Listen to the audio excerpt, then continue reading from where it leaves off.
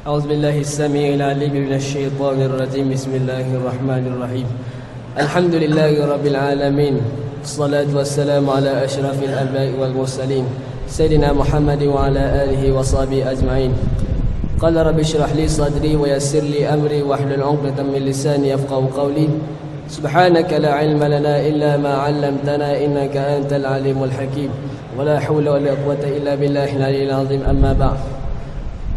Sebelum kita buka tazkirah tengah hari ini, marilah sama-sama kita berselawat sambil itu kita beriktikaf dalam masjid insya-Allah. Allahumma salli salatan kamilatan wa sallim salama tahmal ala sayyidina Muhammadin alladhi تنحل به العقد وتنفرج به الكرب وتقضى به الحوائج وتنال به الرغائب وحسن الخواتم ويستسقى الغمام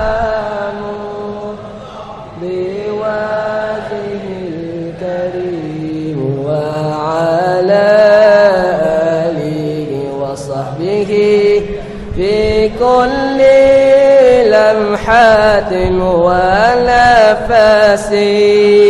ونفس بعدد كل معلوم لك. Okay. Hari ini saya akan kongsi satu tazkirah yang bertajuk mengenai percakapan. Kita selalu tak cakap dengan orang, kita tak tahu apa kita tupik daripada mulut kita. Terutamanya kalau kita cakap dengan mak ayah kita cakap dengan guru kita. Kalau nak cakap tu biar beradab sikit. Tak? Kalau nak cakap tu biar kena adab sikit. Jangan ada sampai ada yang terkuris, yang boleh membuat terkuris hati mak ayah kita maupun guru kita ataupun sahabat-sahabat kita. Bila kita nak cakap ni, tak, kita kena cakap benda hak molek.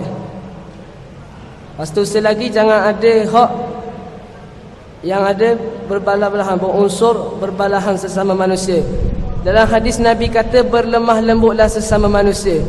Banyak tragedi zaman sekarang ni kan, kes buli tak, kes bunuh, kes rogol pelajar tak. Jadi kita tak ambuh dah ada kes-kes gitu. Tak.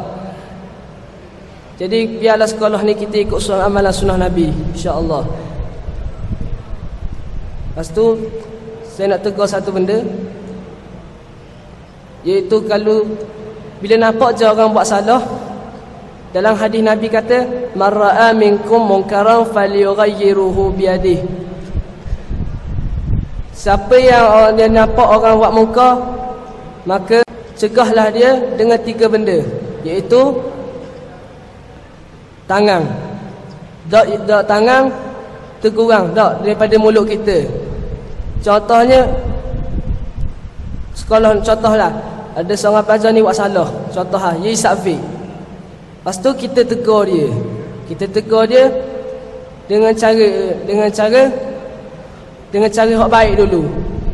Tegur pertama kita tegur hak cara baik dulu. Lepas tu esok kita tegur cara hak lain pula. Hari ketiga kita tegur hak lain pula. Sebab kita nak tegur ni cara berbeza-beza. Contoh isap vape kan, lepas tu kita tegur, dah lah tu isap vape. Tak. Sebab ia bukan benda baik pun dekat dalam badan kita. Sebab vape ni pun rokok ke sama je, merosakkan, memberi mudarat dalam badan kita. Allah beri badan molek-molek, kita duduk merosakkan badan kita menggunakan vape. Macam mana kita nak jaga badan manusia sedangkan kita merosakkan manusia dengan alat-alat sebegitu? Jadi kita perlu hindarilah. Wa ya'udzubillahi min zalik. Lepas tu cegah daripada tangan. Lepas tu kita kena tegah daripada tangan. Macam kita tegar guna tangan. Lepas tu kita yang ketiga fabi qalbi, guna hati. Kalau kita tak mampu menggunakan kedua-dua ni, maka gunalah hati untuk mencegah daripada perbuatan tersebut. Contohnya Sekolah ni contoh sekolah lain semua ada hak vape, semua ada hak isap rokok. Jadi kita perlulah mencegahinya. Wa kadzalika adhaful iman. Jadi itulah selemah-lemah imannya. Jadi ikutlah napa hak Nabi ikut. Tak. Ikutlah perintah Allah. Napa hak Nabi suruh kita buat, napa hak Allah suruh kita buat. Hak benda dak suruh tu kita jangan buat. Terutamanya hak berlaku zaman sekarang ni, pembunuhan. Nabi kenapa saya khabar ni?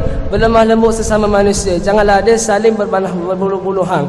Sebab start bermula zaman berbunuhan ni, start berbunuhan ni dari zaman Nabi Adam, iaitu berbalahan daripada adik-beradik Nabi Adam, itu Habil dan Qabil. Dia membunuh. Dan kali pertama dia bunuh tu pada zaman Nabi Adam. Masa zaman Nabi Adam tu adik-beradik dia tu dia bunuh. Dia sebab apa? Sebab dia berebut ke seorang perempuan ni yang bernama Iklimah. Itu anak perempuan Nabi Adam. Itu yang menyebabkan pembunuhan.